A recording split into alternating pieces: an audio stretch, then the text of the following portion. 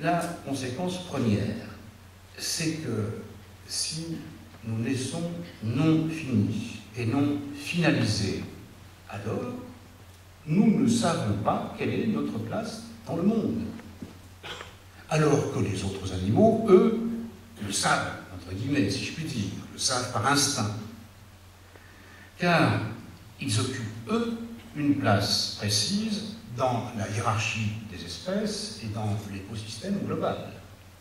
En effet, ils savent, par instinct, là où ils doivent habiter. Et ils savent deux choses essentielles, vers qui ils doivent diriger leurs assauts sexuels et vers qui ils doivent diriger leurs attaques en vue de se nourrir.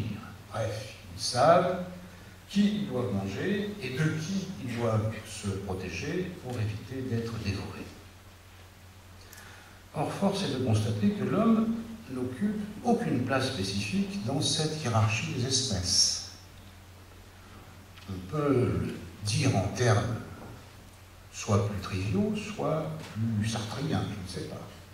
On pourrait dire, on ne sait pas ce qu'on fiche là. L'homme est là, certes, mais on ne lui a pas donné le mode d'emploi. Il n'est en effet pas finalisé pour vivre en plaine plutôt qu'en montagne, dans les déserts plutôt que dans les forêts tropicales.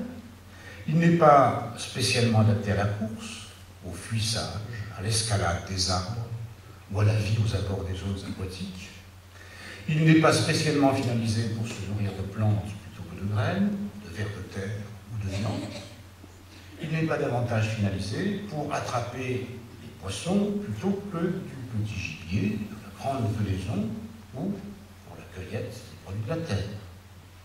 Comme on dit, l'homme est propre à rien. C'est probablement pourquoi il est bon à tout. L'homme, en somme, n'a nul lieu spécifique où vivre, nul rendez-vous défini avec nul objet du monde, au contraire des autres animaux.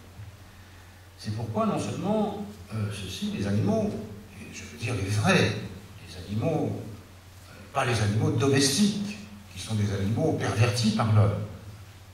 Lacan, qui faisait une plaisanterie là-dessus, disait les animaux domestiques, avec des apostrophes H, les animaux domestiques.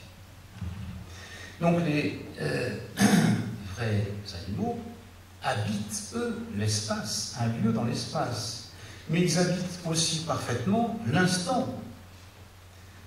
Pour s'en rendre compte, il suffit par exemple de regarder les animaux, les vrais, les animaux sauvages, et vous verrez que ce qui les caractérise, c'est leur magnifique capacité à habiter pleinement l'instant, leur fantastique intelligence tactique et stratégique. Je dis bien intelligence. Car lorsqu'une horde de loups poursuit un troupeau de buffles pendant des jours, rien n'est laissé au hasard. L'évaluation exacte du besoin alimentaire, l'éducation des petits aux tactiques synégétiques de chasse, l'estimation des forces en présence, le respect de la hiérarchie de la meute, la répartition des forces, l'identification parmi les troupeaux de la proie idéale, le calcul des trajectoires pendant la course, l'enchaînement et la combinaison des attaques, le calcul exact du rapport, on pourrait dire, coût-bénéfice, la capacité de décision par rapport au moment de capture ou de rupture du combat et du repli, la répartition des parties consommables. Bref, prenez les meilleurs stratèges de tous les temps, par exemple Sun Tzu, Clausewitz et Giap, réunis, et vous verrez bientôt qu'ils pèsent de peu de poids face à un simple loup. Regardez en effet bien l'animal à l'attaque. Observez-le à l'instant de la prédation ou à celui de la capture sexuelle. Et vous pourrez constater la parfaite suffisance de cet être. Toute son intelligence est mobilisée dans l'instant. Il n'est jamais pris en défaut. Et d'ailleurs, s'il était pris un dixième de seconde, il laisserait des plumes ou sa peau. Il habite totalement l'instant. Il sait parfaitement utiliser son appareillage. Venin, rapidité, griffes, vélocité, à l'instant crucial. L'animal est donc fini, finalisé, il sait, avec des guillemets, ce qu'il a à faire, ou comment, et comment il doit le faire.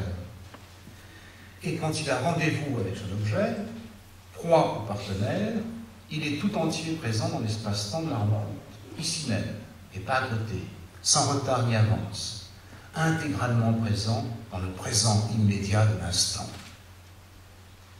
Eh bien, comparez à ceci les hésitations, les indécisions, les remords, les reports, les sueurs froides, les tremblements, les délibérations, les tergiversations qu'il faut, par exemple, à l'homme, pour se lancer le plus souvent à contre-temps, lorsqu'il s'agit pour lui, par exemple, d'embrasser une femme pour la première fois. Quel gaucherie dans le tempo de la rencontre. En général, c'est toujours trop tôt ou c'est toujours trop tard. Eh bien, cet être débile, l'homme est donc doublement défaillant. Du point de vue du temps, du point de vue des deux grandes dimensions dans lesquelles nous vivons, du point de vue du temps et du point de vue de l'espace. Or, que dit-on d'un être perdu dans le temps et perdu dans l'espace? Eh bien, on dit qu'il est fou. C'est pourquoi je dis que l'homme est fou.